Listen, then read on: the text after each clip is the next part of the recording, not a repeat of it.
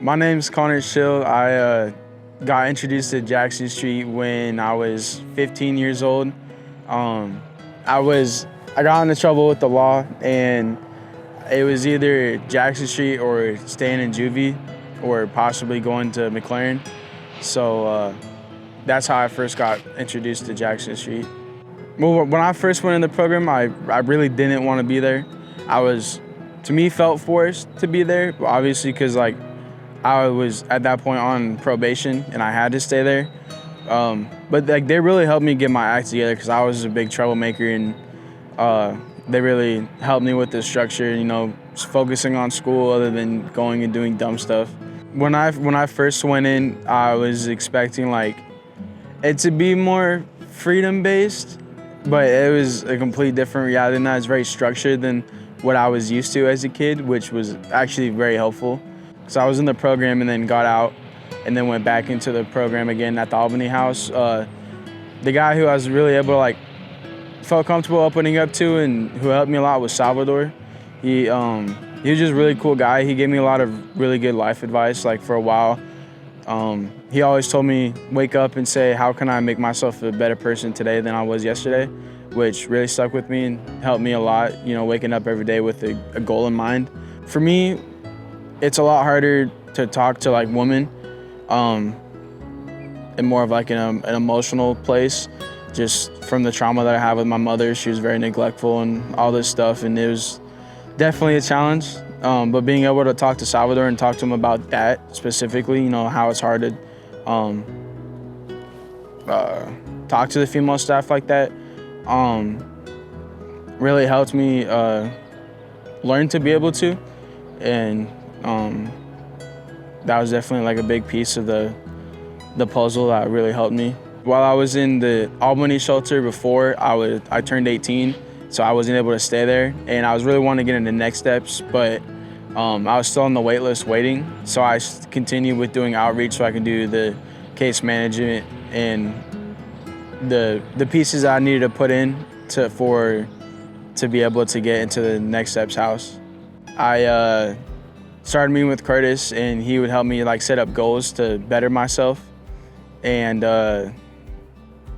we would do that, and I would set my goals for each week, and I would try my best to do them, and then we would meet back up the following week to go over it and what I could have done differently and to make more goals for the next week.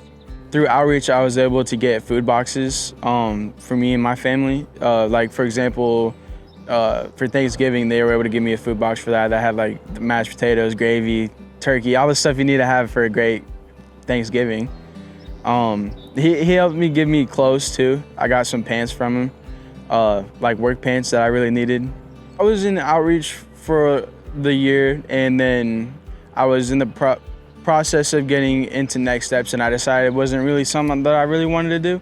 So I stayed just doing case management for a little bit, and then Curtis, he really convinced me, and not convinced me in a way, but really helped me realize that Next Steps was probably the best place for me, because my grandparents, they were gonna start losing their house, and I didn't really have anywhere to go, so I probably would have ended up homeless if it wasn't for the Next Steps.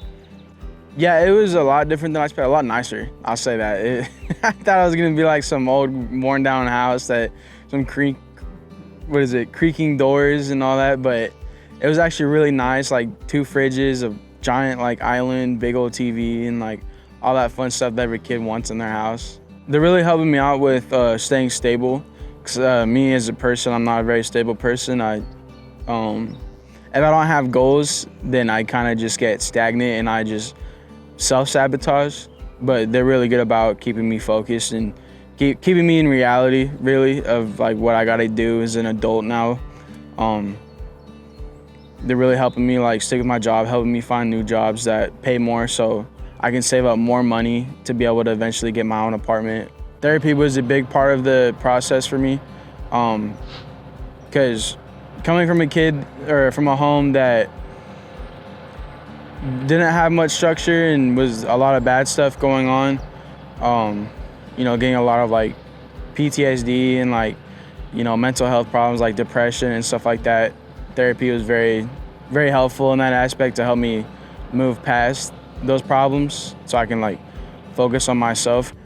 I can say it's in confidence now, but I feel like I'm definitely a lot more mature than when I first entered. I've learned to recognize my faults, like my flaws, and really turn them around and use them as strengths. For me, if I didn't have Jackson Street, I don't know where I'd be right now. I could still be in jail, or I could be homeless, or just anywhere really. And knowing the people that have come through the program, because I met a lot of people, a lot of kids my age that came through the program that really needed it. A lot of kids that were struggling with the law that could have ended up, being incarcerated for years. And,